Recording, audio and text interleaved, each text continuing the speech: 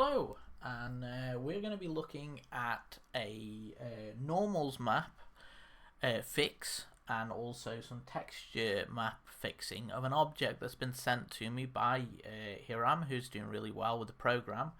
And I wanted to edit this live just so that you can see what problems they had and also how to repair them. So let's first have a look at the file that's been given to me. The first thing I can notice is that there's two of the patches. So I have a duplicate. I have two. So I would like to get rid of one of them. So I'm just going to delete that. You should only ever have really one of anything, unless you're doing baking textures or anything like that. So that is what I would do first, is just delete that and make sure we've only got one. I now go into UV and I notice he's got the texture here, which is great. And also we go into shader and I can see that he's got the texture on his shader. He's put it on there and you can see it, and it's attached here perfectly. So everything here is fine. Now he came to upload this item, and he was greeted with this, and he was very confused because he looked at the item and he said, well, the texture is here, so why, when I uploaded it, is the texture not on the object? Well, if you bring it into SL, you still need to put the texture on. So I downloaded the texture by going into UV and then image and then save image as. I always would advise that you save your images as JPEGs when you come to save any image. The reason is because if you do it with PNGs, you're going to get some funky stuff happening. So I'm going to save this as a JPEG, and then I'm going to upload it. And I want to first show you it as a PNG, and then I'm going to show it you as a JPEG. Just want to check which one is the JPEG. And that's the PNG, so that one will be the JPEG. Okay, you can tell a difference between a JPEG and a PNG when you open it, because it'll have a solid background and it won't have transparency. So let's first put on the PNG, which is this one with the transparent background. As we drag it over, we notice that we're getting some interesting stuff.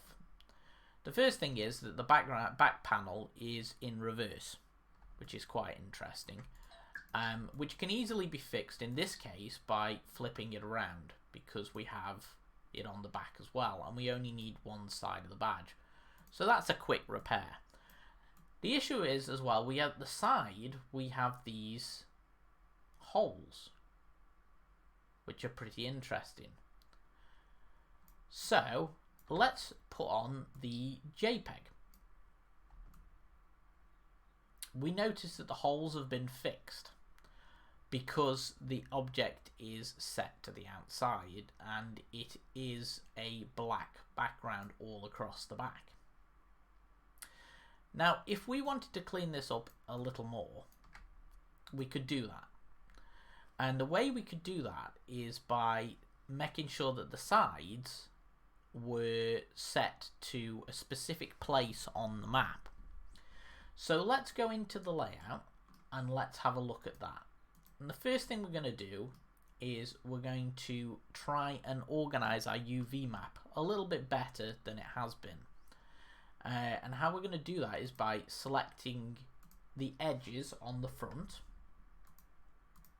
like so. And I'm just going to select all the edges around that front part. I'm holding shift down and I'm just selecting these edges.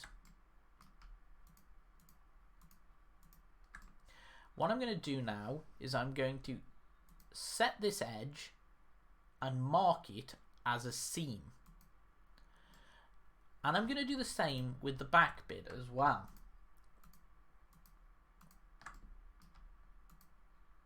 What marking the object as a seam does is it makes it so that that piece will show up as it's been selected when you create a UV map.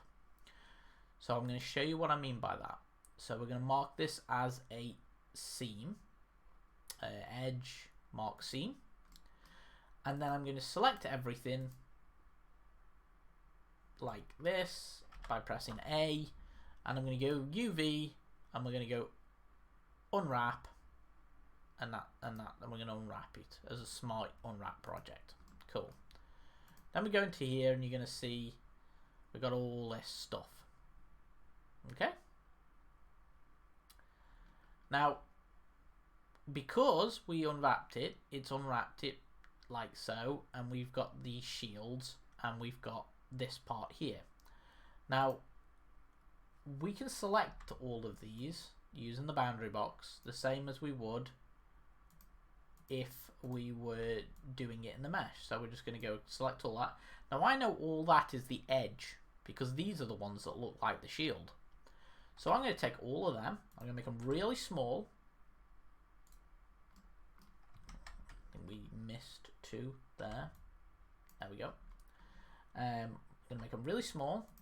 I'm going to rotate them around, and I'm going to stick them here.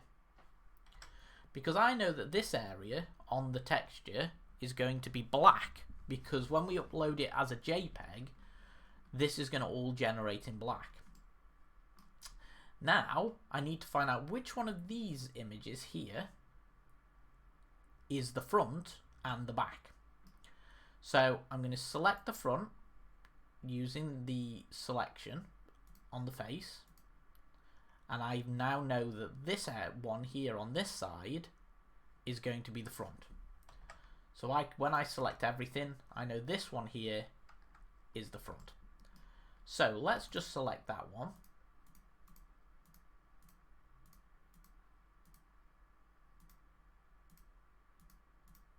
Like that. Make sure we've got it all. I think there's a little bit there that we missed. Okay, so we've got that now. And I'm just going to pull that off to one side. Oh, it's alright, I've got that selected as well, so I'll make sure I deselect that before selecting this. See, even I make mistakes. We're all human. And now I'm going to grab that, make sure I got that bottom bit, grab that and move it away. Okay, so now we know that's our front. Great. Now we need to find out which one's the back. So I'm going to do exactly the same. I'm just going to select the back, and we know now that it's this one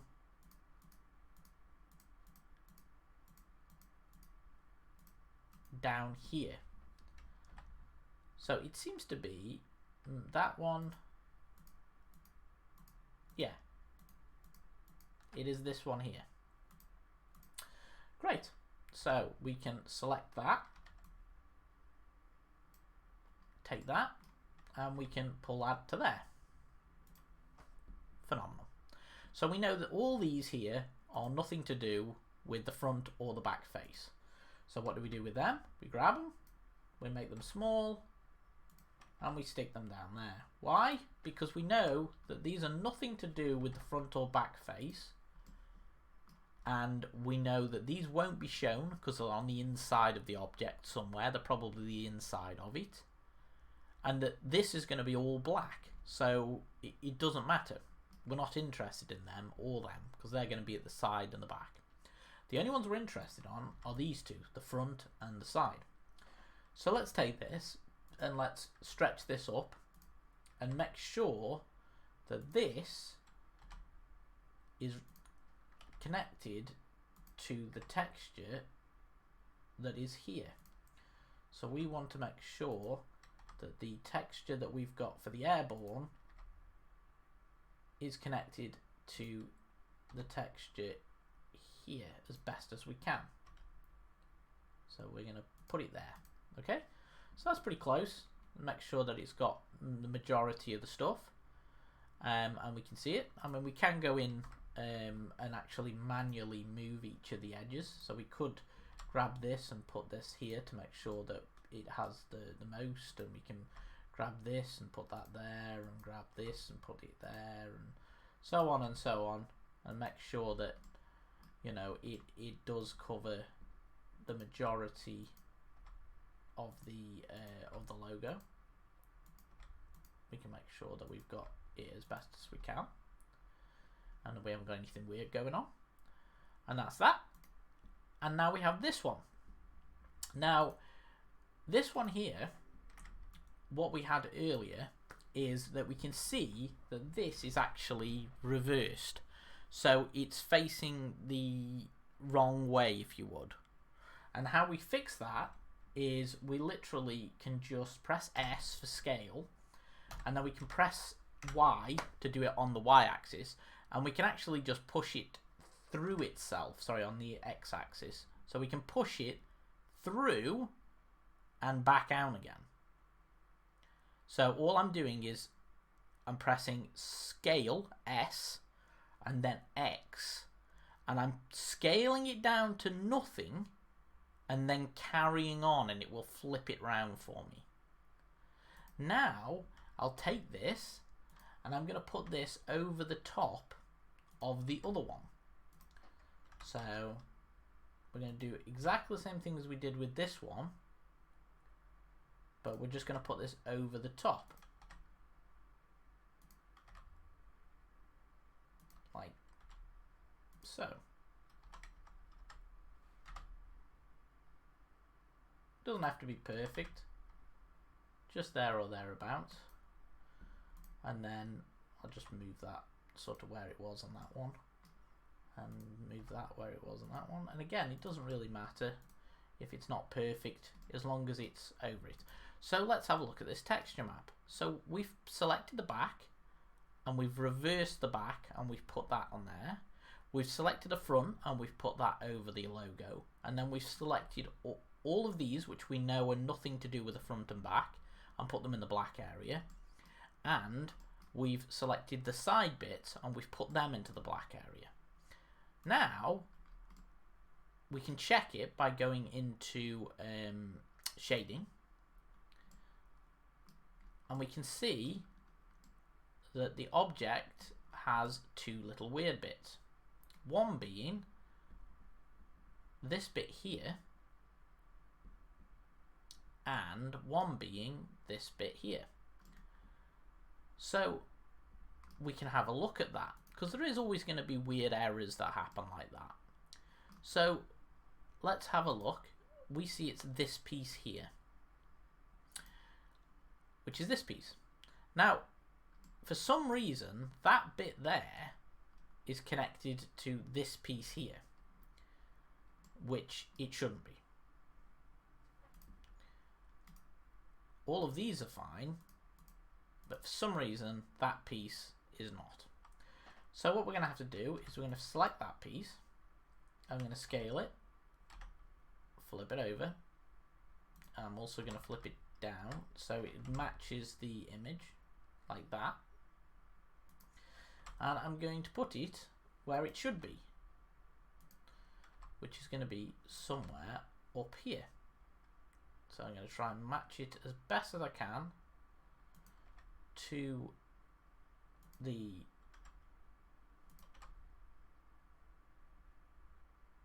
object, and then we're just going to have a quick look what that looks like. We're a little bit off. We can do it easier by selecting this, and now I can see, if I select that and that, I can see where it should be. So I can now select that point and put that point there. I can select that point and put that there. I can select this point and put that there. So I can see where it goes. Now if I go into shading, we've got the back. Let's have a look at the back. So we can see there's a big chunk here at the back that's playing up a bit. So we're going to fix that as well. So we'll go to the back, we'll find this piece. For some reason it's over here. So we're going to do exactly the same thing. We're just going to grab it, I'm going to scale that up like that. And I'm going to select this piece, this piece, this piece, and this piece. So I can see now that this piece here, where it needs to go. it needs to go there, it needs to go there, and it needs to go there like that. Now if I go into shading, I can see that that has fixed the back and the front. This still seems to be in reverse. So what I'm going to do is go into edit mode. I'm going to select all of the back. And I'm going to select it all with this. I actually just want to make sure I get these edges too. Make sure I got all of it. Yeah, that's good. And I'm going to flip it around. So I'm going to go S, scale, flip, take it out, and I'm just going to adjust again, I'm just moving it to try and get it to fit as best as I can in the object. And then if I wanted to, I could do a little bit of cleaning up by grabbing some parts on here. We'll make sure we get that and this. Again, all I'm doing is just moving the object to get as much of the texture as I possibly can in, like that, and then here and here. So again, all I'm doing is just moving these points around, just trying to get it in the texture. And then we go back into shading, and we're going to see that now we've got the airborne on the back and the airborne on the front. Shader is the best way to see what the object is going to look like when we bring it into world. So we now see that the front and the back are fixed, and that the side is black. It's solid black color, and this, I'm happy with this. This is what I want it to look like. So I'm happy that that's what I've got, and that's what I want it to look like. So at this point, I can go into layer. I can now go into export, and we can put it as we're going to put it as fixed patch, like that. And then we go into SL.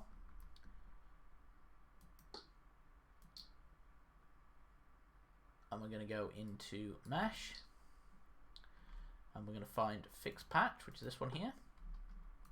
We're going to be checking it, so you can hold control, and then you can actually rotate it in this window to see what it looks like. You always want to have a good look at it before you upload it, because it costs you money, and you want to make sure that it is all happy and nothing weird's going on. Cool, we're going to upload that. It's less than 1 prim, so bringing that in. There it is.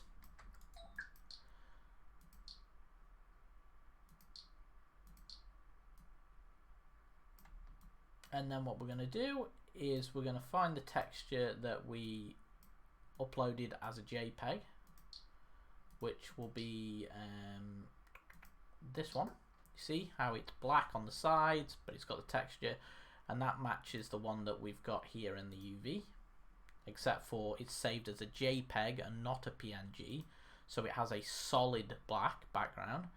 Now if we put this onto the object, you're going to see that it's exactly how it looked in the shader. It's got the front and the back. We do have a small problem here, and why we have a small problem here is because we flipped a lot, but I don't think I flipped that piece. So if we look in the shader, we should be able to see that issue. No, we can't, which is interesting. How I would repair that is literally just by selecting that piece and then just flipping it round. So I would just do that basically and just flip it over. But in this case, I'm happy that the front is the way we want it, and the back piece and the side piece is solid. There's always going to be little bugs. It's Second Life and it's mesh, but as long as we can get the majority of things working and we're happy with how it looks, we are golden. We do have to work around things, but I think that's pretty good. So that's how you get around doing UV maps. That's what happens when UV maps don't work properly, and hopefully that will give you a little bit more of insight into how to fix UV maps, and also get a little bit more detailed about putting your plotting marks on UV maps, and just overall just a little bit more about UV maps and how they work.